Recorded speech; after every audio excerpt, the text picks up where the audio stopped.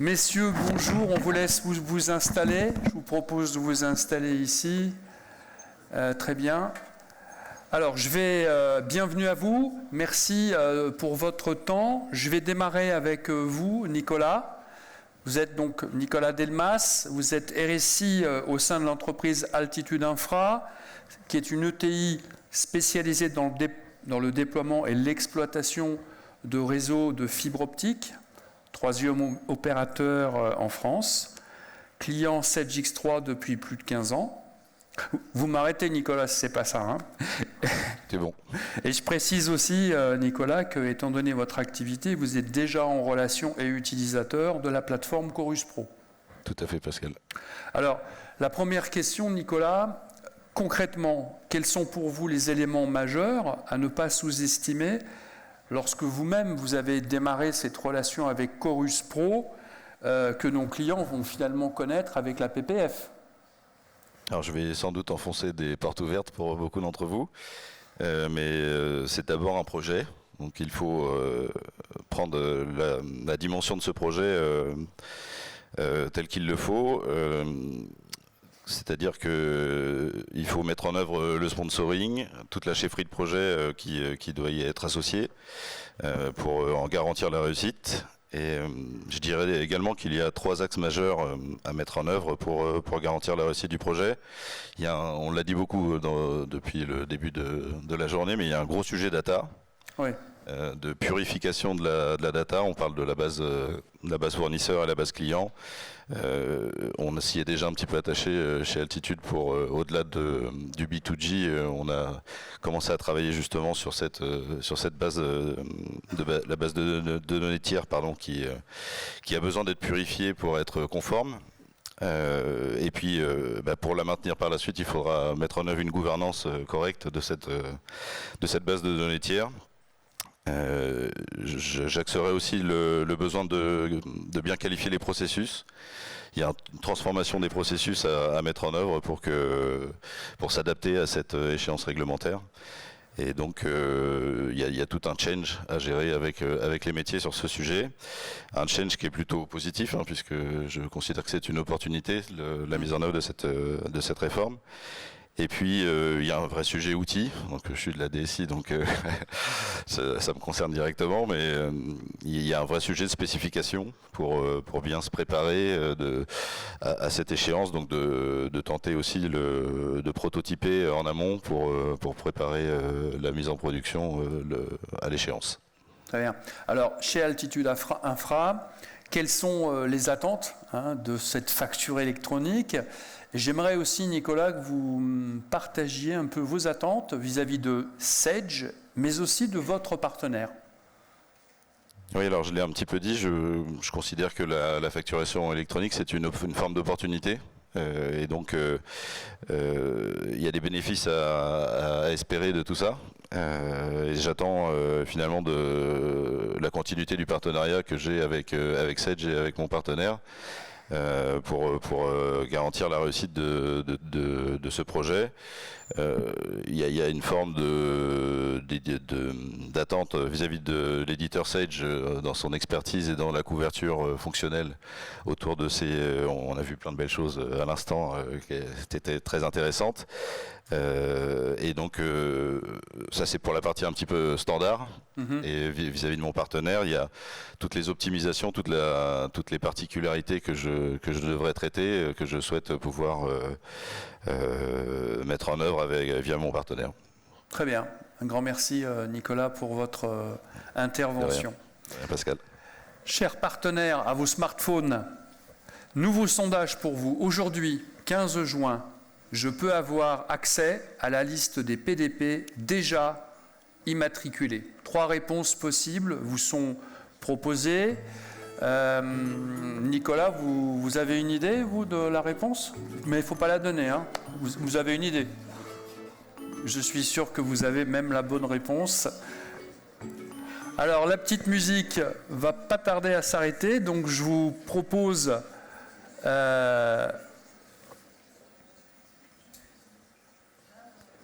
Alors, est-ce qu'on publie les résultats, Laetitia? Ok. Alors, très bien. Donc, la bonne réponse, c'est... Je crois que c'est faux. C'est faux. Je crois qu'il y a 100% des répondants... 83. C'est D'accord. bien, on monte, c'est bien, c'est bien. Vous allez voir, il y a encore 18 questions. Je suis sûr que à la fin, vous serez au top et on sera tous à 100%. Voilà. Merci Pascal. On va accueillir notre deuxième client, Jonathan. Bonjour, merci d'être là. Jonathan Brun, expert comptable au sein du cabinet Angélis. C'est important d'avoir un expert comptable parmi nous parce qu'on dit souvent que vous êtes le pouls, en fait, des petites entreprises et des PME. Je sais que vous avez pris des vagues de demandes d'informations. Non, le pouls, non, pas celui-là, l'autre. Oh, incroyable. Non. Je sais que vous avez été inondé de questions au départ et tout. Moi, je voulais avoir ton point de vue avec tes lunettes et tes jumelles d'expert comptable. Comment toi, quelle est ta vision sur cette réforme qui va impacter donc tes clients et nos clients? Eh bien, écoute, Sabine, merci de me donner la parole. Moi, je vois au moins 3 impacts positifs à cette réforme. Donc, le premier, c'est des échanges plus fluides et plus complets. On aura une certitude sur les factures. Elles seront gravées dans le marbre, entre guillemets, ce qui n'est pas toujours le cas aujourd'hui. Ah bon. Il y a toujours ah bah non, la facture, je ne l'ai pas reçue. Ah bah si, oh, je ne sais pas, j'ai dû avoir un avoir. Là, au moins, il n'y aura plus de sujet. On aura une réponse claire et nette. La deuxième chose, on l'a déjà dit, c'est une véritable accélération du traitement comptable. Et finalement, ça va permettre aux cabinets et aux clients d'avoir une comptabilité en quasi-temps réel. Et aux collaborateurs également d'accompagner réellement le client et d'arrêter la saisie. Finalement, on peut synthétiser ça en 3 mots: automatisation, intégration et prédiction. C'est ça, prédictibilité. Ouais. Et je vais peu à peu me muer en prédicteur, alors qu'actuellement, je suis un serfateur. Je ne fais que remplir des serfas. Nous ne sommes vus que comme des aidants pour l'administration fiscale et pas un véritable prestataire de service pour le client. D'accord. Donc, avant de passer rapidement sur ce que te demandent tes clients, toi, expert comptable entreprise, donc, avec des collaborateurs, des compétences, un cabinet, ça va aussi profondément changer la façon dont tu es organisé, les compétences dont tu vas avoir besoin pour accompagner tes cabinets, tes entreprises clients. Effectivement, on aura plutôt des conseillers peut-être en cabinet, plutôt que des simples comptables. On a des gens qui vont spécialiser dans la data. Il y a un gros marché à ce niveau-là. On ne sait pas vraiment ce que vont en faire les éditeurs. On sait ce qu'on peut en faire. Il y a des cabinets qui ont des idées là-dessus et les possibilités sont multiples. Donc il y a un vrai trésor de guerre à ce niveau-là et il faut qu'on s'en empare. Ouais, et des compétences à mettre à niveau et des nouveaux profils à recruter. Clairement, ça a déjà commencé. Je fais de la saisie comptable depuis 20 ans. Je ne suis pas sûr d'être business analyst demain. À l'heure actuelle, on a déjà robotisé beaucoup de flux, le flux d'achat, de banque et de vente quand on peut le faire. Et il y a des profils qui sont recrutés, ce sont juste des intégrateurs et ils vérifient la conformité de la facture avec la data qui est extraite. Et ce ne sont pas forcément des profils comptables des gens purs en et mode durs. contrôle. Effectivement. D'accord. On va un peu parler des clients dans tout ça. Là, parce qu'on en a interrogé un certain nombre, on a fait un certain nombre de webinaires. D'après toi, ils sont tranquillement installés dans leur fauteuil et ils attendent le 1er juillet, ou pour certains d'entre eux, ils sont déjà passés en mode action? Eh bien écoute, je peux te parler de notre portefeuille client, donc du plus petit au plus grand, ça va de 30 000 € de chiffre d'affaires à 30 millions. Et finalement, tous les clients qui sont en dessous du million de chiffre d'affaires ne sont pas franchement sensibilisés. J'ai très peu de questions.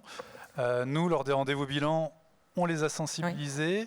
On leur a parlé de la facture électronique. On a fait tourner quelques clips que Sage nous avait mis à disposition et qui étaient très bien faits. Mais hormis ça, je pense qu'ils attendent vraiment la contrainte. Ils attendent le légal. D'accord, donc là, l'expert comptable a un rôle énorme à jouer à côté de l'éditeur, en l'occurrence. Ah bah, on a clairement un rôle de force de proposition, parce qu'en plus, le portefeuille client est varié. J'ai quasiment autant de solutions que de clients. Avec des contraintes d'outils. Est-ce que les éditeurs de mes clients suivront? Est-ce qu'ils seront en mesure d'émettre des factures X? D'accord.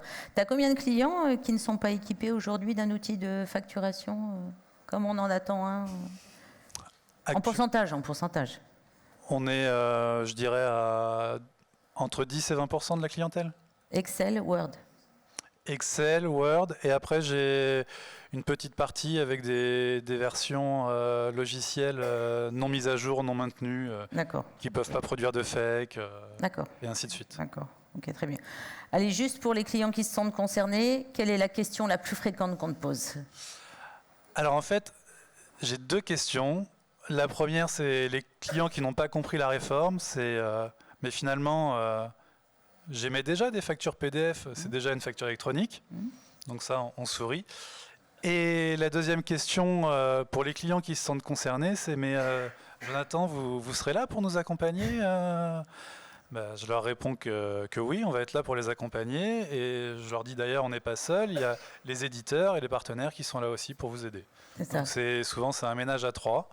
Il faut se mettre autour d'une table et discuter et voir les meilleures solutions envisagées pour chacun. Merci beaucoup, Jonathan. De rien. Merci à toi. Eh bien, un autre sondage, chers partenaires. Alors, voyez la question, elle est pas mal celle-là. Hein?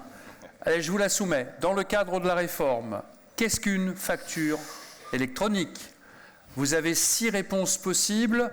Un indice, Sabine? Si vous êtes client de Jonathan, vous avez déjà un indice sur la réponse.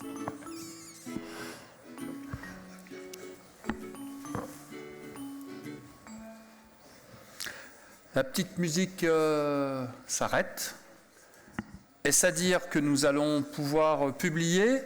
Je laisse ma collègue publier les résultats du sondage. On va regarder ça ensemble. Voilà.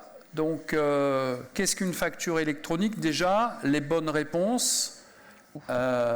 Sabine, quelles sont les bonnes réponses? Bien, toutes celles qui ne comportent pas le mot PDF. On l'a suffisamment répété.